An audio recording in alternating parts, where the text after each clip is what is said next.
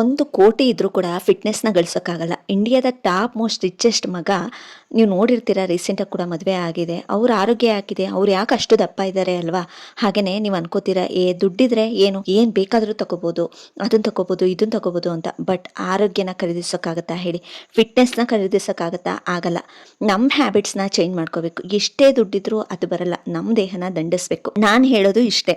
ಎಷ್ಟೇ ದುಡ್ಡಿದ್ರೂ ಆರೋಗ್ಯ ಮತ್ತು ಫಿಟ್ನೆಸ್‌ನ ಗಳಿಸೋಕ್ಕೆ ಚಾನ್ಸೇ ಇಲ್ಲ ಅನ್ನೋದನ್ನು ಹೇಳ್ತೀನಿ. ದೇಹನ ದಂಡಿಸ್ಬೇಕು. ಹೆಲ್ದಿ ಆಹಾರನ ನಾವು ಊಟ ಮಾಡ್ತಾ ಹೋಗಬೇಕು. ಅದಿದ್ದರೆ ನಮ್ಮ ಹೆಲ್ತ್ ಚೆನ್ನಾಗಿರುತ್ತೋ ಹೊರತು ನಮ್ಮ ಹತ್ರ ಎಷ್ಟೇ ದುಡ್ಡಿದೆ, ಕೋಟಿಗಟ್ಟಲೆ ದುಡ್ಡಿದೆ, ನನ್ನ ಹೆಸರಲ್ಲಿ ಎಷ್ಟೋ ಹಾಸ್ಪಿಟಲ್ಸ್ ಇದೆ, ಎಷ್ಟೋ ಸರ್ಜನ್ ಡಾಕ್ಟರ್ಗಳು ಗೊತ್ತು ನನಗೆ, ಹೇಗಾದರೂ ನಾನು ಫಿಟ್ನೆಸ್ ಆಗಿರ್ತೀನಿ ಅಂದರೆ ಖಂಡಿತ ಚಾನ್ಸ್ ಇಲ್ಲ. ಆರೋಗ್ಯನ ದುಡ್ಡು ಕೊಟ್ಟು ನಾವು ತಗೋತೀವಿ, ಖರೀದಿಸ್ಕೋತೀವಿ ಅಂದರೆ ಆಗೋದಿಲ್ಲ. ನಮ್ಮ ಲೈಫ್ ಸ್ಟೈಲ್ನ ನಾವು ಚೇಂಜ್ ಮಾಡ್ಕೋಬೇಕು ಅಂತ ಹೇಳಕ್ಕೆ ಇಷ್ಟಪಡ್ತೀನಿ. ಈ ರೀತಿ ನಿಮಗೆ ಮೋಟಿವೇಶನ್ ವಿಡಿಯೋ ಇಷ್ಟ ಆಗ್ತಿದೆ ಅಂತ ಅನಿಸಿದ್ರೆ ಪ್ಲೀಸ್ ನನ್ನ ಚಾನಲ್ನ ಸಬ್ಸ್ಕ್ರೈಬ್ ಮಾಡ್ಕೊಳ್ಳಿ. ಹಾಗೆಯೇ ಲೈಕ್ ಮಾಡೋದನ್ನು ಮರಿಬೇಡಿ ಅಂತ ಹೇಳಕ್ಕೆ ಇಷ್ಟಪಡ್ತೀನಿ. ನಮ್ಮ ವಿಡಿಯೋಸ್ಗಳು ನಿಮಗೆ ಇಷ್ಟ ಆಗ್ತಾ ಇದ್ರೆ ದಯವಿಟ್ಟು ಜಾಯಿನ್ ಅಂತ ಬಟನ್ ಇದೆ ಆಯಿತಾ, ಜಾಯಿನ್ ಬಟನ್ನ ಒತ್ತಿ ಮೆಂಬರ್ಶಿಪ್ನ ತಗೊಳ್ಳಿ. ನಿಮ್ಮ ಸಪೋರ್ಟ್ನಿಂದ ನಾನು ಇನ್ನೂ ಉತ್ತಮವಾದಂತಹ ವಿಡಿಯೋಗಳನ್ನು, ಹೊಸ ರೆಸಿಪಿಗಳನ್ನು, ವೆಯ್ಟ್ ಲಾಸ್ ಅಪ್ಡೇಟ್ಸನ್ನು ನನ್ನ ಮೆಂಬರ್ಸ್ಗೆ ಮಾತ್ರ ಕೊಡೋಕ್ಕೆ ಇಷ್ಟಪಡ್ತಾ ಇದ್ದೀನಿ. ಮೆಂಬರ್ಸ್ ನೋಡ್ಬೋದು. ವಿಶೇಷ ವಿಡಿಯೋಗಳು ತರ್ತಾನೆ ಇರ್ತೀನಿ. ನಿಮ್ಮ ಪ್ರತಿಯೊಂದು ಸಪೋರ್ಟ್ ನನಗೆ ತುಂಬ ಮುಖ್ಯ. ಇಂಥ ವಿಡಿಯೋಗಳು ಕಾಮನ್ ಆಗಿ ನಿಮಗೆ ಬರ್ತಾನೆ ಯೂಟ್ಯೂಬಲ್ಲಿ ಎಲ್ಲ ರೀತಿ ವಿಡಿಯೋಸಲ್ಲೂ ಈ ರೀತಿ ನಾನು ಹೇಳೋವಂಥ ವಿಡಿಯೋಸ್ಗಳು ತುಂಬಾ ಬರ್ತಾ ಇರ್ತವೆ. ಬಟ್ ನನ್ನ ಮೆಂಬರ್ಶಿಪ್ನ ತೊಗೊಂಡವ್ರಿಗೆ, ನನ್ನನ್ನು ಇನ್ನೂ ಹತ್ತಿರದಿಂದ ನೋಡಬೇಕು ಅಂತ ಅನಿಸೋರಿಗೆ, ನನ್ನ ಬಗ್ಗೆ ತಿಳ್ಕೊಬೇಕು, ನನ್ನ ಫಿಟ್ನೆಸ್ ಬಗ್ಗೆ ಕೇಳ್ಕೋಬೇಕು, ಇನ್ನೂ ನೀವು ನೋಡ್ತಾ ಇರ್ಬೋದು ಈ ವಿಡಿಯೋದಲ್ಲಿ ನನ್ನ ಎಕ್ಸಸೈಸ್ ಆಗಲಿ ಅಥವಾ ವಾಕ್ ಆಗಲಿ ಅದು ಯಾವುದೋ ನನಗೆ ತೋರಿಸೋಕ್ಕೆ ಸ್ವಲ್ಪ ಮುಜುಗರ ಆಗ್ತಿದೆ. ಬಟ್ ಎಲ್ಲ ನೋಡೋದ್ರಿಂದ ಸ್ವಲ್ಪ ನನಗೂ ಅಷ್ಟು ಕಂಫರ್ಟ್ ಸಿಗಲ್ಲ. ಬಟ್ ನನ್ನ ಮೆಂಬರ್ಶಿಪ್ ತೊಗೊಂಡವ್ರಿಗೆ ನನ್ನ ವಾಕ್ ಆಗಲಿ ಅಥವಾ ನನ್ನ ವೀಕ್ಲಿ 1 ಟೈಮ್ಸ್ ನಾನು ಯಾವ ರೀತಿ ಎಕ್ಸಸೈಸ್ ಮಾಡ್ತೀನಿ, ಯಾವ ರೀತಿ ಹೆಲ್ತಿ ಫುಡ್ ತಗೋತೀನಿ, ಮಧ್ಯಾಹ್ನ ಬೆಳಗ್ಗೆ ಹಾಗೆಯೇ ನೈಟು ಏನೆಲ್ಲ ತಗೋತೀನಿ ಪ್ರತಿಯೊಂದು ಅಪ್ಡೇಟ್ಸು ನಿಮಗೆ ವೀಕ್ಲಿ 1 ಟೈಮ್ ಅಥವಾ 2 ಟೈಮ್ಸ್ ಬರ್ತಾ ಇರುತ್ತೆ ಮೆಂಬರ್ಶಿಪ್ ತೊಗೊಂಡವ್ರಿಗೆ ಮಾತ್ರ. ಹಾಗೆಯೇ ನನ್ನ ಫ್ಯಾಮಿಲಿ ಪರಿಚಯ ಆಗಲಿ, ನನ್ನ ಮಕ್ಕಳು ಪರಿಚಯ ಆಗಲಿ, ನಮ್ಮ ಮನೆ ಆಗಲಿ, ನನ್ನ ಬಗ್ಗೆ ತಿಳ್ಕೊಬೇಕು ಅನ್ನೋದಾದರೆ ನಿಮಗೆ ಇಷ್ಟ ನನ್ನ ಯೂಟ್ಯೂಬಲ್ಲಿ ಜಾಯಿನ್ ಬಟನ್ ಇದೆ. ಜಾಯಿನ್ ಬಟನ್ನ ಕ್ಲಿಕ್ ಮಾಡಿ ಮೆಂಬರ್ಶಿಪ್ನ ನೀವು ತೊಗೋಬೋದು. ಅದು ನಿಮ್ಮ ಇಷ್ಟ. ಮೆಂಬರ್ಶಿಪ್ ಬೇಕು ಅನ್ನೋರು ತೊಗೊಳ್ಳಿ, ಬೇಡ ಅನ್ನೋರು ಮಾಮೂಲಿ ಇದೇ ರೀತಿ ವಿಡಿಯೋಸ್ ಬರ್ತಾ ಇರುತ್ತೆ, ಆರಾಮಾಗಿ ನೋಡ್ಕೊಳ್ಳಿ. ಬಟ್ ನನ್ನ ಮೆಂಬರ್ಶಿಪ್ ತೊಗೊಂಡಿದ್ದಾರೆ. ಮೆಂಬರ್ಶಿಪ್ ಇರೋರಿಗೆ ಮಾತ್ರ ನನ್ನ ವಿಡಿಯೋಸ್ ಕೂಡ ಹೋಗ್ತಾ ಇದೆ. ಅವರು ನೋಡ್ತಾ ಇರ್ಬೋದು. ಅವರು ಒಳ್ಳೊಳ್ಳೆ ಕಮೆಂಟ್ಸ್ ಕೂಡ ಹಾಕ್ತಿರ್ತಾರೆ. ತುಂಬ ಖುಷಿ ಆಗ್ತಿದೆ ಸಿಸ್ಟರ್ ಅಂತ. Thank you so much. ನನ್ನ ಮೆಂಬರ್ಶಿಪ್ ತೊಗೊಂಡಿರೋರಿಗೆ ಥ್ಯಾಂಕ್ಸ್ ಹೇಳೋಕ್ಕೆ ಇಷ್ಟಪಡ್ತೀನಿ. ಹಾಗೆಯೇ ನಿಮಗೂ ಇಂಟ್ರೆಸ್ಟ್ ಇದ್ದರೆ ಮೆಂಬರ್ಶಿಪ್ನ ತೊಗೊಳ್ಳಿ ಅಂತ ಹೇಳ್ತೀನಿ. ಇನ್ನು ಇವತ್ತು ನನ್ನ ವಿಡಿಯೋನ ಸ್ಟಾರ್ಟ್ ಮಾಡ್ತಾ ಇದ್ದೀನಿ. ನನ್ನ ಇವತ್ತಿನ ತಿಂಡಿ ರೆಸಿಪಿ ಬಂದು ಅಕ್ಕಿ ರೊಟ್ಟಿ ಹಾಗೆಯೇ ಹುಚ್ಚಳ ಚಟ್ನಿ. ಕೇಳಿದ್ದೀರಾ ಅಂತ ಅನಿಸುತ್ತೆ. ಅಕ್ಕಿ ರೊಟ್ಟಿ, ರಾಗಿ ರೊಟ್ಟಿ, ಹುಚ್ಚಳ ಚಟ್ನಿ ಎಲ್ಲ ಕಾಂಬಿನೇಷನ್ ಚೆನ್ನಾಗಿರುತ್ತೆ ಅಂತ. ಹಾಗೆಯೇ ನಾನು ಇವತ್ತು ತುಂಬ ದಿನ ಆಗಿತ್ತು, ಇಲ್ಲಾಂದರೂ ಒಂದು 3 ಮಂತ್ಸೇ ಆಗಿತ್ತು ನಾನು ಹುಚ್ಚಳ ಚಟ್ನಿ ಮಾಡಿ. ಹಾಗಾಗಿ ಇವತ್ತು ಹುಚ್ಚಳ ಚಟ್ನಿ ಮೊಸರು ಜೊತೆಗೆ ಕಾಂಬಿನೇಷನ್ ಸಖತ್ತಾಗಿರುತ್ತೆ. ಅದು ಇನ್ಯಾವುದಕ್ಕೂ ಅಲ್ಲ, ಮೊಸರು ಜೊತೆಗೇ ತಿನ್ನಬೇಕು. ನಮ್ಮ ಕಡೆ ನಾವು ಹಾಗೆಯೇ ತಿನ್ನೋದು, ಬೇರೆಯವ್ರು ಹೇಗೆ ಅಂತ ಗೊತ್ತಿಲ್ಲ. ಬಟ್ ಹುಚ್ಚಳ ಚಟ್ನಿ ರೆಸಿಪಿ ಹೇಗೆ ಮಾಡೋದು, ಈಸಿಯೆಸ್ಟ್ ರೆಸಿಪಿ, 1 ನಿಮಿಷಕ್ಕೆ ಆಗೋಗುತ್ತೆ.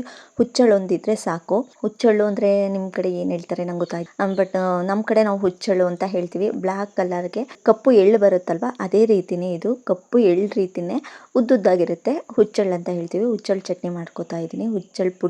ಹುಚ್ಚಳ್ಳು ಚಟ್ನಿ ಪುಡಿ ಮಾಡ್ಕೋತಾ ಇದ್ದೀನಿ. ಇದನ್ನು ನೀವು ನೋಡ್ತಾ ಇರ್ಬೋದು. ಏನೆಲ್ಲ ಇಂಗ್ರೀಡಿಯೆಂಟ್ಸ್ನ ಹಾಕಿದ್ದೀನಿ ಅನ್ನೋದನ್ನು ಕೂಡ ಸ್ಟೆಪ್ ಬೈ ಸ್ಟೆಪ್ ನಾನು ಹೇಳ್ಕೊಟ್ಟಿದ್ದೀನಿ. ಹುಚ್ಚಳನ್ನ ಹುರ್ಕೋಬೇಕು. ಅದಕ್ಕೆ ನಿಮಗೆ ಅದನ್ನು ಹುರಿವಾಗಲೇ ಅದು ಚಿಟಪಟ ಸಿಡಿಯೋಕ್ಕೆ ಸ್ಟಾರ್ಟ್ ಆಗುತ್ತೆ. ಘಮ್ ಅನ್ನತ್ತೆ, ಮನೆಯೆಲ್ಲ ಘಮ್ ಅನ್ನತ್ತೆ. ಅದಿಷ್ಟ ಆದರೆ ಅದು ಹುರಿದಾಗಿದೆ ಆ ಕಾಳನ್ನ ಅಂತ ಅರ್ಥ. ಅದನ್ನು ನಾವು ಒಂದು ಕಡೆಗೆ ಒಂದು ಪ್ಲೇಟ್ಗೆ ಎತ್ತಿಟ್ಕೊಂಡು, ಇನ್ನು ನೆಕ್ಸ್ಟು ನಾವು ಬೆಳ್ಳುಳ್ಳಿ, ಇಂಪಾರ್ಟೆಂಟಾಗಿ ಬೆಳ್ಳುಳ್ಳಿ ಬೇಕೇ ಬೇಕು. ಬೆಳ್ಳುಳ್ಳಿ, ಒಣಮೆಣಸಿನ್ಕಾಯಿ, ಖಾರಕ್ಕೆ ನಿಮಗೆ ಎಷ್ಟು ಬೇಕೋ ಅಷ್ಟು ಒಣಮೆಣಸಿನ್ಕಾಯಿ ಆ್ಯಡ್ ಮಾಡ್ಕೊಳ್ಳಿ. ಹಾಗೆಯೇ ಮೆಣಸನ್ನ ಆ್ಯಡ್ ಮಾಡ್ಕೊಳ್ಳಿ, ಕರಿಮೆಣಸು. ಬಟ್ ಕಪ್ಪು ಮೆಣಸಿಲ್ಲ ಅನ್ನೋರು ಒಣಮೆಣಸಿನ್ಕಾಯಿ ಆದ್ರೂ ಆಗುತ್ತೆ, ಹಾಕ್ಕೊಳ್ಳಿ. ಜೀರಿಗೆ, ಇವು 4 ಇಂಗ್ರೀಡಿಯೆಂಟ್ಸು. ಒಣಮೆಣಸಿನ್ಕಾಯಿ ಹಾಗೆಯೇ ಬೆಳ್ಳುಳ್ಳಿ, ಜೀರಿಗೆ ಹಾಗೆಯೇ ಮೆಣಸು, ಕಾಳು ಮೆಣಸು ಇಷ್ಟನ್ನು ಹಾಕ್ಕೊಂಡು ಹುರ್ಕೋಬೇಕಾಗುತ್ತೆ. ಅದನ್ನು ಎತ್ತಿಟ್ಕೊಂಡು ಇನ್ನು ಮಿಕ್ಸಿ ಜಾರ್ಗೆ ಹುರ್ಕೊಂಡಿರೋಂಥ ಹುಚ್ಚಳ ಕಾಳುಗಳು ಹಾಗೆಯೇ ಒಣಮೆಣಸಿನ್ಕಾಯಿ, ಬೆಳ್ಳುಳ್ಳಿ, ಜೀರಿಗೆ ಹಾಗೆ ಮೆಣಸು, ಕಾಳು ಮೆಣಸನ್ನ ಹಾಕ್ಕೊಂಡಿರ್ತೀವಿ, ಅದನ್ನು ಹಾಕ್ಕೊಂಡು ಸ್ವಲ್ಪ ನಿಮಗೆ ರುಚಿಗೆ ತಕ್ಕಷ್ಟು ಉಪ್ಪಿನ ಪುಡಿನಾದರೂ ಆ್ಯಡ್ ಮಾಡ್ಕೊಳ್ಳಿ ಅಥವಾ ಹರಳುಪ್ಪಾದರೂ ಆ್ಯಡ್ ಮಾಡ್ಕೊಳ್ಳಿ. ಇದು ಮಿಕ್ಸಿಲಿ ಪುಡಿ ಆಗೋದ್ರಿಂದ ಎಲ್ಲ ಪುಡಿ ಆಗುತ್ತೆ. ಇಲ್ಲಿ ನಾನು ಉಪ್ಪಿನ ಪುಡಿನ ಆ್ಯಡ್ ಮಾಡಿದ್ದೀನಿ ಅಷ್ಟೇ, ಸಾಲ್ಟ್ ಪೌಡರ್ನ ಆ್ಯಡ್ ಮಾಡಿದ್ದೀನಿ. ಇದನ್ನು ಹಾಕ್ಕೊಂಡು ನೀರು ಹಾಕೋಬಾರ್ದು, ಹಾಗೆಯೇ ಪುಡಿ ಮಾಡ್ಕೋಬೇಕು. ಇದನ್ನು ಇಂಪಾರ್ಟೆಂಟ್ ಏನಪ್ಪ ಅಂದರೆ ನೀರು ಹಾಕ್ಕೊಳ್ಳೋಕೆ ಹೋಗ್ಬೇಡಿ, ಹಾಗೆಯೇ ಪುಡಿ ಮಾಡ್ಕೊಳ್ಳಿ. ಈಗ ಹಾಗೆಯೇ ಪುಡಿ ಮಾಡ್ಕೊಳ್ಳೋದ್ರಿಂದ 1 ಮಂತ್ ಬೇಕಾದರೂ ನಾವು ಇಟ್ಕೋಬೋದು. ಎಲ್ಲ ಡ್ರೈ ಆಗೇ ಇರೋದ್ರಿಂದ ಯಾವುದೇ ರೀತಿ ನಾನು ನೀರು ಆ್ಯಡ್ ಮಾಡಿಲ್ಲ, ಆಯಿಲ್ನ ಆ್ಯಡ್ ಮಾಡಿಲ್ಲ ಅಥವಾ ಮಿತದಂಥ ಐಟಮ್ಸ್ನ ಏನೂ ಆ್ಯಡ್ ಮಾಡಿಲ್ಲ. ಸಣ್ಣದಾಗಿ ಪುಡಿ ಹೊಡ್ಕೊಳ್ಳಿ. ಸ್ವಲ್ಪ ನಂದೂ ತರಿಯಾಗೇ ಬಂದಿದೆ, ಸಾಕು ಇಷ್ಟಿದ್ರೂ ಸಾಕು. ಬಟ್ ನಾವು ತಿನ್ನುವ ದಪ್ಪವಾಗಿ ತರಿಯಾಗಿದ್ದರೆ ಏನಾಗುತ್ತಪ್ಪ ಅಂದರೆ ನಾವು ಮೊಸರು ಜೊತೆಗೆ ಕಲಿಸ್ಕೊಂಡು ತಿನ್ನುವಾಗ ಅದನ್ನು ಹಲ್ಗೆಲ್ಲ ಸೈಡ್ ಎಡ್ಜ್ಗಳಲ್ಲಿ ಹಲ್ಗೆ ಸ್ವಲ್ಪ ಅದು ಬ್ಲ್ಯಾಕ್ ರೀತಿ ಹೋಗಿ ಕೂತ್ಕೊಳ್ಳುತ್ತೆ. ಅದಕ್ಕೋಸ್ಕರ ಹೇಳ್ತಾ ಇದ್ದೀನಿ ಅಷ್ಟೇ. ಟೇಸ್ಟಲ್ಲಿ ಯಾವುದೇ ರೀತಿ ವೇರಿಯೇಷನ್ ಇರಲ್ಲ, ಚೆನ್ನಾಗಿರುತ್ತೆ. ನಾನು ಕೂಡ ಪುಡಿ ಮಾಡ್ಕೊಂಡಿದ್ದೀನಿ, ಇನ್ನೂ ಒಂದು ರೌಂಡ್ ಪುಡಿ ಮಾಡ್ಬೋದಿತ್ತು, ಬಟ್ ಸಾಕು, ಟೈಮ್ ಆಗಿಬಿಟ್ಟಿತ್ತು ಮಕ್ಕಳಿಗೂ, ಅದಕ್ಕೋಸ್ಕರ ಸಾಕು ಅಂತ ಸ್ಟಾಪ್ ಮಾಡಿದೆ ಅಷ್ಟೇ. ಅದ್ರ ಜೊತೆಗೆ ಅಕ್ಕಿ ರೊಟ್ಟಿ, ಇದು ರಾಗಿ ರೊಟ್ಟಿ ಕಾಂಬಿನೇಷನ್ ಅಂತೂ ಸಖತ್ತಾಗಿರುತ್ತೆ. ಬಟ್ ರಾಗಿ ರೊಟ್ಟಿ ನನ್ನ ಮಕ್ಕಳು ಚಿಕ್ಕವರಾಗಿರೋದ್ರಿಂದ ಅವ್ನು ಚಿಕ್ಕವ್ ತಿನ್ನಲ್ಲ, ಅವನಿಗೋಸ್ಕರ ಅಕ್ಕಿ ರೊಟ್ಟಿನ ಮಾಡಿದ್ದೀನಿ ಅಷ್ಟೇ. ಅವನೊಬ್ಬನಿಗೋಸ್ಕರ ಸಪ್ರೇಟಾಗಿ ಅಕ್ಕಿ ರೊಟ್ಟಿ ಮಾಡಬೇಕಲ್ಲಪ್ಪ ಅಂತ ರಾತ್ರಿ ಅನ್ನ ಉಳಿದಿತ್ತು. ರಾತ್ರಿ ಅನ್ನಕ್ಕೆ ಅಕ್ಕಿ ಹಿಟ್ಟನ್ನ ಮಿಕ್ಸ್ ಮಾಡಿಕೊಂಡು, ನಾನಿಲ್ಲಿ ಅನ್ನನೂ ಕೂಡ ವೇಸ್ಟ್ ಏನು ಮಾಡ್ತಾ ಇಲ್ಲ, ಅದಕ್ಕೆ ಅಕ್ಕಿ ಹಿಟ್ಟನ್ನ ಆ್ಯಡ್ ಮಾಡಿಕೊಂಡು ಅಕ್ಕಿ ರೊಟ್ಟಿ ಹಾಕ್ಕೊಡ್ತಾ ಇದ್ದೀನಿ ಅಷ್ಟೇ. ಕುರ್ಗಿಸ್ ಕಡೆ ಹೆಂಗೆ ರೊಟ್ಟಿ ಹಾಕ್ತೀವಿ ಅದೇ ರೀತಿ ಎಲ್ಲರೂ ಹೇಗೆ ಹಾಕ್ತೀರಾ ಹಾಗೆಯೇ. ಬಟ್ ಒಬ್ಬೊಬ್ಬರು ಅಕ್ಕಿ ಹಿಟ್ಟಲ್ಲೇ ರೊಟ್ಟಿನ ಬಳಿತಾರೆ, ಅದು ನನಗೆ ಗೊತ್ತಿಲ್ಲ ಅಕ್ಕಿ ರೊಟ್ಟಿನ ಆ ರೀತಿ ಮಾಡೋದು. ಬಟ್ ನಾವು ಮಾಡೋದು ಈ ರೀತಿ ತಟ್ಟಿ ಮಣೆ ಮೇಲೆ ಹಸಿಟ್ಟನ್ನ ಉದುರಿಸ್ಕೊಂಡು ಅಕ್ಕಿ ರೊಟ್ಟಿನ ತಟ್ತೀವಿ, ಅದೂ ಓಕೆ. ಬಟ್ ನಾನು ಸ್ಟವ್ವೆಲ್ಲ ಗಲೀಜಾಗುತ್ತೆ, ರೊಟ್ಟಿನ ತಟ್ಟಿ ಆದಮೇಲೆ ಮತ್ತೆ ಆ ರೊಟ್ಟಿನ ಸ್ವಲ್ಪ ಒರೆಸ್ಕೋಬೇಕಾಗುತ್ತೆ, ನೀರು ಮಾಡ್ಕೋಬೇಕಾಗುತ್ತೆ, ಯಾಕೆಂದರೆ ಹಸಿಟ್ಟಿರುತ್ತಲ್ವ ವೈಟ್ ಆಗುತ್ತೆ ಅಂತ. ಸ್ವಲ್ಪ ಸ್ಟವ್ ಎಲ್ಲ ಗಲೀಜಾಗುತ್ತೆ ಅನ್ನೋ ಒಂದೇ ಒಂದು ಉದ್ದೇಶಕ್ಕೋಸ್ಕರ ನಾನು ಸ್ವಲ್ಪ ತುಪ್ಪನ ತೊಗೊಬಿಟ್ಟು ಆ ಪ್ಲಾಸ್ಟಿಕ್ ಕವರ್ಗೆ ಸವರ್ಕೊಂಡು ಮಾಮೂಲಿ ಅಂತ ಅಕ್ಕಿ ರೊಟ್ಟಿನ ಹಾಕ್ತೀನಿ. ಇದು ಕೂಡ ಟೇಸ್ಟ್ ಚೆನ್ನಾಗಿರುತ್ತೆ, ಮನೆ ಗಲೀಜಾಗಲ್ಲ ಇದರಲ್ಲಿ. ಅದರಲ್ಲಿ ಸ್ವಲ್ಪ ಗಲೀಜಾಗುತ್ತೆ ಅಡುಗೆ ಮನೆ ಅಷ್ಟೇ, ಇನ್ಯಾವ ವ್ಯತ್ಯಾಸನೂ ಇಲ್ಲ. ಬೆಸ್ಟ್ ಅಂದರೆ ಅದೇನೇ ಬೆಸ್ಟು, ಗಲೀಜಾದರೂ ಪರವಾಗಿಲ್ಲ, ಯಾವುದೇ ರೀತಿ ಆಯಿಲ್ ಐಟಮ್ ಬೇಡ, ಫ್ಯಾಟಿ ಐಟಮ್ ಬೇಡ ಅನ್ನೋದರೆ ಆ ರೀತಿಯೇ ಅಕ್ಕಿ ರೊಟ್ಟಿನ ತಟ್ಕೋಬೋದು. ಬಟ್ ನಾನು ಸ್ವಲ್ಪ ತುಪ್ಪನ ಆ್ಯಡ್ ಮಾಡ್ತಾ ಇರೋದಲ್ವ, ಹಾಗಾಗಿ ನಾನು ತಲೆ ಕೆಡಿಸ್ಕೊಳ್ಳಲ್ಲ, ಈ ರೀತಿ ಮಾಡ್ತೀನಿ. ಅಕ್ಕಿ ರೊಟ್ಟಿ ಹಾಗೆಯೇ ಹುಚ್ಚಲ್ ಚಟ್ನಿನ ಮಾಡ್ಕೊಂಡಿದ್ದೀನಿ. ಹಾಗೆಯೇ ಇನ್ನು ನೈಟು ನಾನು ಸಾಮಾನ್ಯವಾಗಿ ತುಂಬ ಜನ ಕೇಳಿದರೆ ಏನು ತಿಂತೀರಾ ಸಿಸ್ಟರ್ ನೈಟ್ ಊಟಕ್ಕೆ ನೀವು ಅಂತ. ಮಧ್ಯಾಹ್ನದ ಊಟ ಕಾಮನಾಗಿ ತರಕಾರಿ ಸಾಂಬಾರು ಮಾಡಿದ್ದೆ, ಅದನ್ನು ಕೂಡ ನಾನು ವಿಡಿಯೋನ ಮಾಡ್ಕೊಳಕ್ಕಾಗಲಿಲ್ಲ, ಅದಕ್ಕೋಸ್ಕರ ಹೇಳ್ತಾ ಇಲ್ಲ ಅಷ್ಟೇ. ಇನ್ನು ನೈಟ್ ಏನು ತಿಂತೀರಾ ಅನ್ನೋದನ್ನು ಕೂಡ ನೀವು ತುಂಬ ಜನ ಕೇಳಿದ್ದೀರಾ, ಅವ್ರಿಗೋಸ್ಕರ ಈ ರೆಸಿಪಿನ ತೋರಿಸ್ತಾ ಇದ್ದೀನಿ. ಮೊನ್ನೆ ನಾನು ದೋಸೆ ಹಿಟ್ಟಲ್ಲಿ ತುಂಬ ಇಂಗ್ರೀಡಿಯೆಂಟ್ಸ್ನ ಹಾಕ್ಕೊಂಡು ಕ್ಯಾರೆಟು ಬೀಟ್ರೂಟು ಹಾಗೆಯೇ ನುಗ್ಗೆ ಸೊಪ್ಪನ್ನ ಹಾಕ್ಕೊಂಡು ರೆಸಿಪಿ ಮಾಡೋದನ್ನು ತೋರಿಸಿದ್ದೆ. ಚೆನ್ನಾಗಿರುತ್ತೆ, ನಿಮಗೆ ಪ್ರೋಟೀನ್ ಆ್ಯಡ್ ಆಗುತ್ತೆ, ಬೇಕು ಅಂದರೆ ಪ್ರೋಟೀನು ಆ್ಯಡ್ ಮಾಡ್ಕೋಬೋದು, ಫೈಬರ್ ಅಂಶನ ಆ್ಯಡ್ ಮಾಡ್ಕೋಬೋದು, ಕಾರ್ಬ್ಸು ಆ್ಯಡ್ ಮಾಡ್ಕೋಬೋದು, ಒಂದೇ ದೋಸೆನಲ್ಲೇ ಎಲ್ಲ ಸಿಗುತ್ತೆ ಅಂತ ಕೂಡ ಹೇಳಿದ್ದೆ ಒಂದು ವಿಡಿಯೋದಲ್ಲಿ. ಮೊಟ್ಟೆ ಎಲ್ಲ ತೋರಿಸಿ ಹೇಳಿದ್ದೆ ದೋಸೆನ ಯಾವ ರೀತಿ ಮಾಡ್ಕೊಳ್ಳೋದು ಅಂತ. ಬಟ್ ಇದರಲ್ಲಿ ನಾನು ಏನಪ್ಪ ಮಾಡ್ಕೋತಾ ಇದ್ದೀನಿ ಅಂದರೆ ಗೋಧಿ ಹಿಟ್ಟನ್ನ ಆ್ಯಡ್ ಮಾಡ್ಕೋತಾ ಇದ್ದೀನಿ. ದೋಸೆ ಹಿಟ್ಟಿರಲಿಲ್ಲ, ಹಾಗಾಗಿ ಗೋಧಿ ಹಿಟ್ಟನ್ನ ತೊಗೊಂಡು ಸ್ವಲ್ಪ ಗೋಧಿ ಹಿಟ್ಟಿನ ಜೊತೆಗೆ ನುಗ್ಗೆ ಸೊಪ್ಪು ವಾರಕ್ಕೆ 2 ಟೈಮ್ಸ್ ಆದರೂ ತಿನ್ನಿ ಪ್ಲೀಸ್, ತುಂಬಾ ಒಳ್ಳೆಯದು.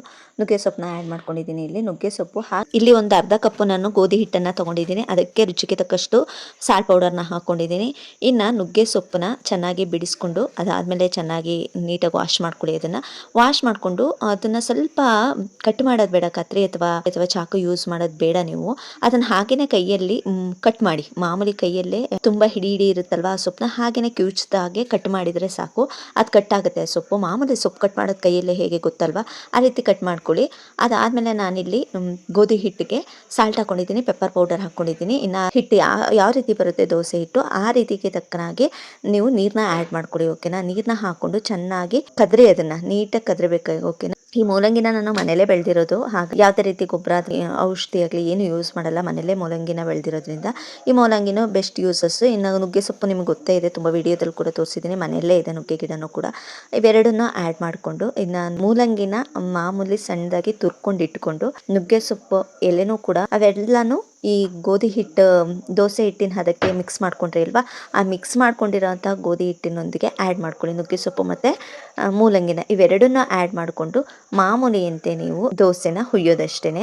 ಬಟ್ ಸ್ವಲ್ಪ ನೀವು ಸೌಟ್ ತೊಗೊಂಡು ನೀವು ದೋಸೆ ಹುಯ್ತೀನಿ ಅಂತ ಹೋದರೆ ಸ್ವಲ್ಪ ಗಟ್ಟಿ ಬರುತ್ತೆ, ಅದಕ್ಕೋಸ್ಕರ ಅದು ಹೊರಗಡೆ ಎಲ್ಲ ಹರಡಲ್ಲ, ಗಟ್ಟಿ ಆಗುತ್ತೆ. ಅದಕ್ಕೋಸ್ಕರ ನಾನು ಇಲ್ಲಿ ಕೈಯಲ್ಲೇ ಸ್ಪ್ರೆಡ್ ಮಾಡ್ತಾ ಇದ್ದೀನಿ, ನೋಡ್ಬೋದು ಸರ್ಕಲ್ ರೀತಿ ಸ್ಪ್ರೆಡ್ ಮಾಡ್ತಾ ಇದ್ದೀನಿ ತೆಳುವಾಗಿ, ಏಕೆಂದರೆ ಆ ಮೂಲಂಗಿ ಸೊಪ್ಪು ಎಲ್ಲ ಈ ದೋಸೆ ಇದರಲ್ಲೇ ಬೇಯಬೇಕು, ಹಬೆಯಲ್ಲೇ ಬೇಯಬೇಕಲ್ವ, ಅದಕ್ಕೋಸ್ಕರ ಈ ರೀತಿ ಮಾಡಿಕೊಂಡು ಲಿಡ್ನ ಕ್ಲೋಸ್ ಮಾಡಿ ಒಂದು ಸ್ವಲ್ಪ ಹೊತ್ತು ಬೇಯಿಸಿದರೆ ಆಗೋಗುತ್ತೆ. ಮತ್ತು ಇನ್ನು ದೋಸೆ ಹೇಗೆ ಮಡ್ಚಾಕ್ತೀವಿ ಹಾಗೆಯೇ ಇದನ್ನು ಕೂಡ ಮಡ್ಚಾಕೋಬೋದು.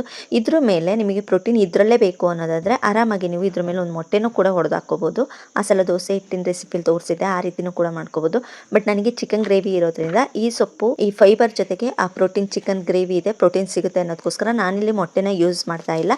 ಹಾಗೆಯೇ ಗೋಧಿ ಹಿಟ್ಟು ಸ್ವಲ್ಪ ಕಾರ್ಬ್ಸ್ ಅಲ್ಲೇ ಬಂತು, ಹಾಗಾಗಿ ರೈಸ್ ಕೂಡ ತಿಂತಾ ಇಲ್ಲ. ಇವೆರಡು ದೋಸೆ ನನಗೆ ಸಾಕಾಗುತ್ತೆ, ಚೆನ್ನಾಗಿ ಹೊಟ್ಟೆ ತುಂಬುತ್ತೆ. ಯಾಕೆಂದರೆ ಸೊಪ್ಪೆ ತುಂಬ ಇದೆ, ಅದ್ರ ಜೊತೆಗೆ ಒಂದು ಮೂಲಂಗಿ, ದೊಡ್ಡ ಮೂಲಂಗಿನೂ ಕೂಡ ತುರಿದಿಟ್ಕೊಂಡಿರೋದ್ರಿಂದ ಇದು ಹೊಟ್ಟೆ ತುಂಬುತ್ತೆ.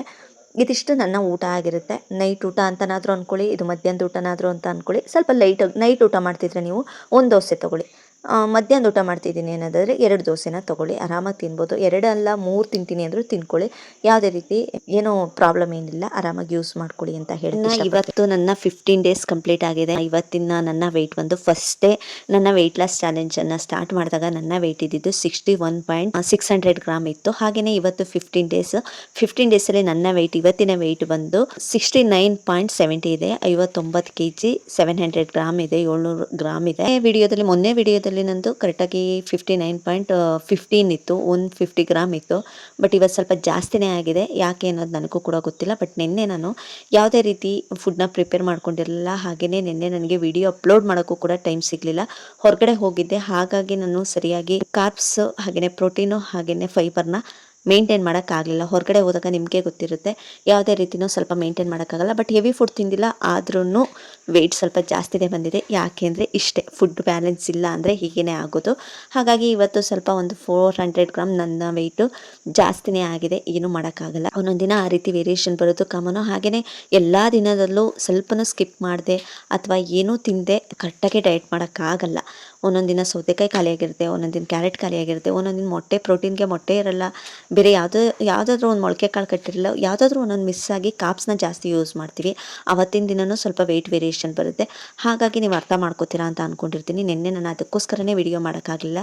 ಯಾಕಪ್ಪ ಅಂದರೆ ನಾನು ಮನೇಲಿರಲಿಲ್ಲ, ಹೊರಗಡೆ ಹೋಗಿರೋದ್ರಿಂದ ನನ್ನ ವೀಡಿಯೋಸ್ನ ನಿನ್ನೆ ಅಪ್ಲೋಡ್ ಮಾಡೋಕ್ಕಾಗಲಿಲ್ಲ. ಡೈಲಿ ವೀಡಿಯೋಸ್ ಹಾಕ್ತೀನಿ ಅಂತ ಹೇಳಿದ್ದೆ ನಿಮಗೆ, ಬಟ್ ಹಾಕೋಕ್ಕಾಗಲಿಲ್ಲ. ನನ್ನ ಕಡೆಯಿಂದ ಕ್ಷಮೆ ಇರಲಿ ಅಂತ ಕೇಳ್ಕೊತೀನಿ. ಇನ್ನು ಇವತ್ತಿನ ರೆಸಿಪಿನ ನಾನು ತಿಳಿಸ್ಕೊಟ್ಟಿದ್ದೀನಿ, ನಾನು ಏನು ತಿಂದಿದ್ದೀನಿ ಅನ್ನೋದನ್ನ. ಬಟ್ ಇಲ್ಲಿ ರೊಟ್ಟಿನ ನಾನು ತೊಗೊಂಡಾಗ ಸಲಾಡ್ಸ್ನ ಆ್ಯಡ್ ಮಾಡಿಲ್ಲ, ಅದನ್ನು ಒಂದು ಹೇಳಿಬಿಡ್ತೀನಿ. ಆ ಸಪ್ರೇಟ್ ಪ್ಲೇಟಿಗೆ ಮೊಸರು, ಅದು ಹುಚ್ಚೆಳ್ಳು ಚಟ್ನಿ ಎಲ್ಲ ಮಿಕ್ಸ್ ಆಗಿಬಿಡುತ್ತೆ ಅಂತ ಸಪ್ರೇಟಾಗಿ ನಾನು ಇಟ್ಕೊಂಡಿರೋದ್ರಿಂದ ಅದನ್ನು ತೋರ್ಸೋಕ್ಕಾಗಿಲ್ಲ ಅಷ್ಟೇ. ನೀವು ಸಲಾಡ್ಸ್ನ ಆ್ಯಡ್ ಮಾಡ್ಕೊಳ್ಳಿ, ಕ್ಯಾರೆಟ್ ಅಥವಾ ಸೌತೆಕಾಯಿ ಅಥವಾ ಗೆಡ್ಡೆಕೋಸು ಏನು ತಿಂತೀರಾ ಆ ಸಲಾಡ್ಸ್ನ ಆ್ಯಡ್ ಮಾಡ್ಕೊಳ್ಳಿ ಅಂತ ಹೇಳ್ತೀನಿ. ಮೊಳಕೆ ಕಾಳು ಏನಾದರೂ ಒಂದು ಸೈಡಲ್ಲಿ ನಿಮಗೆ ಫೈಬರ್ ಅಂಶ ಇರಲಿ. ಅಲ್ಲಿಗೆ ನಾ ಬರೀ ಕಾಪ್ಸೆ ಆದರೆ ಆಗಲ್ಲ. ಇದಿಷ್ಟು ನನ್ನ ಇವತ್ತಿನ ವಿಡಿಯೋ ಆಗಿದೆ. ಈ ವಿಡಿಯೋ ನಿಮಗೆ ಸ್ವಲ್ಪನಾದರೂ ಇಷ್ಟ ಆಯಿತು ಅಂತ ಅನಿಸಿದರೆ, ನನ್ನ ವಿಡಿಯೋ ನಿಮಗೆ ತುಂಬ ಇಷ್ಟ ಆಗ್ತಿದೆ, ಪ್ಲೀಸ್ ಜಾಯಿನ್ ಬಟನ್ನ ಪ್ರೆಸ್ ಮಾಡಿ ಮೆಂಬರ್ಶಿಪ್ನ ತೊಗೊಳ್ಳಿ. ಇದರಿಂದ ನಿಮಗೆ ತುಂಬಾ ಯೂಸ್ಫುಲ್ ಡಯಟ್ ವರ್ಕೌಟ್ ಆಗಲಿ ಅಥವಾ ರೆಸಿಪೀಸ್ ಆಗಲಿ ಅಥವಾ ವಾಕ್ ಬಗ್ಗೆ ಆಗಲಿ, ಪ್ರತಿಯೊಂದು ನನ್ನ ಕುಟುಂಬದ ಪರಿಚಯದ ಬಗ್ಗೆ ಆಗಲಿ ಪ್ರತಿಯೊಂದರ ಬಗ್ಗೆನೂ ತಿಳಿಸ್ಕೊಡ್ತಾ ಬರ್ತೀನಿ ಮೆಂಬರ್ಶಿಪ್ ಇರೋರಿಗೆ. ಬಟ್ ಮಾಮೂಲಿ ಅಂತ ಇದೇ ವಿಡಿಯೋಸ್ ಬೇಕು, ಹೇಗೆ ತಿನ್ನೋದು, ನನ್ನ ಡೈಲಿ ರೆಸಿಪೀಸ್ ಬೇಕು ಅಂದರೆ ನಾರ್ಮಲಾಗಿ ಈ ವಿಡಿಯೋನ ಮಾಡ್ತೀನಿ, ಇದನ್ನು ಕೂಡ ನೋಡ್ಕೋಬೋದು. ಮೆಂಬರ್ಶಿಪ್ ಇರೋರಿಗೆ ವೀಕ್ಲಿ 1 ಟೈಮ್ ಅಥವಾ 2 ಟೈಮ್ಸ್ ನನ್ನ ವಿಡಿಯೋಸ್ ಎಕ್ಸಸೈಸ್ ಬಗ್ಗೆ ಆಗಲಿ, ವಾಕ್ ಬಗ್ಗೆ ಆಗಲಿ, ಡಯಟ್ ಬಗ್ಗೆ ಆಗಲಿ ತಿಳಿಸ್ಕೊಡ್ತಾ ಬರ್ತಾ ಇರ್ತೀನಿ ಅಂತ ಹೇಳ್ತಾ, ಇವತ್ತಿನ ವಿಡಿಯೋ ನಿಮಗೆ ಸ್ವಲ್ಪನಾದರೂ ಇಷ್ಟ ಆದರೆ ಲೈಕ್ ಮಾಡಿ, ಸಬ್ಸ್ಕ್ರೈಬ್ ಮಾಡೋದನ್ನು ಮರಿಬೇಡಿ. ಟೇಕ್ ಕೇರ್, ಟಾಟಾ, ಬೈ ಬಾಯ್.